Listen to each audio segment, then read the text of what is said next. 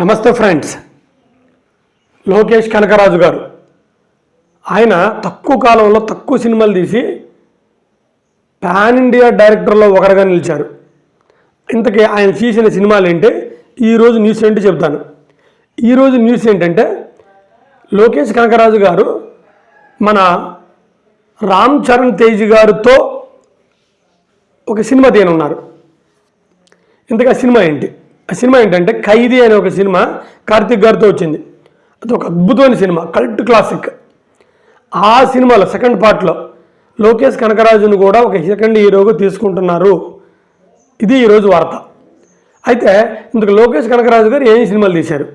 అతను master, Leo, ఖైదీ, రజనీకాంత్ గారితో కూలీ, తర్వాత మన కమల్ హాసన్ గారితో విక్రమ్ అనే సినిమా, ఇలా ఒక 5 సినిమాలు తీశారు. ఇప్పుడు కూలీ ఇప్పుడు ప్రజెంట్ రిలీజ్ కాబోతుంది.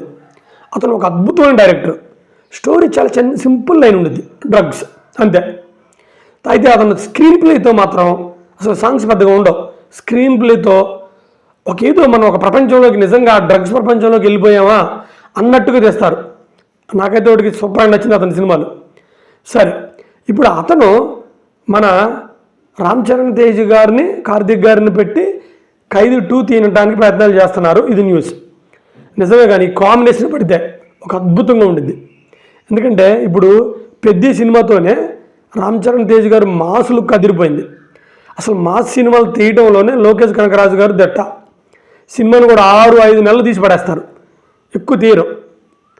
అయితే ఇప్పుడు వీళ్ళిద్దరు కాంబినేషన్లో లోకేష్ కనకరాజు గారు, ఇటు కార్తిక్ గారు, రామ్ చరణ్ తేజ్ గారి కాంబినేషన్లో ఒక సినిమా రాబోతుంది. అయితే ఈ సినిమా ఎప్పుడా ఏంటనేది మనకు తెలియదు. నిజంగా కానీ ఆ సినిమా పట్టాలకు ఎక్కితే మినిమం గ్యారంటీ సినిమాలై అద్భుతంగా తీస్తారు. మన రామ్ చరణ్ తేజ్ గారు కూడా మాస్ లుక్స్ అద్భుతంగా సెట్ అయిపోయారు ఈ మధ్య.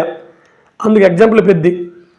నిజంగా ఇలా మన సౌత్ ఇండియన్ డైరెక్టర్లు, సౌత్ ఇండియన్ హీరోలు ఇలా అందరూ కలిసి, లేదా నార్త్ ఇండియన్ హీరోలు డైరెక్టర్లు, మన ఇండియా మొత్తం కలిసి ఇలా డైరెక్టర్లో హీరోలు కలిసి ఒక పాన్ వరల్డ్ సినిమా స్థాయికి ఎదుగుతున్నారంటే మాత్రం నాకు చాలా ఆనందంగా ఉంది. ఎందుకంటే అలా ఈ సినిమా ఇండస్ట్రీ అలా పైకి ఎదగాలి ఎప్పటికప్పుడు. అది ప్రపంచ స్థాయిని చేరుకోవాలి మన సినిమాలు.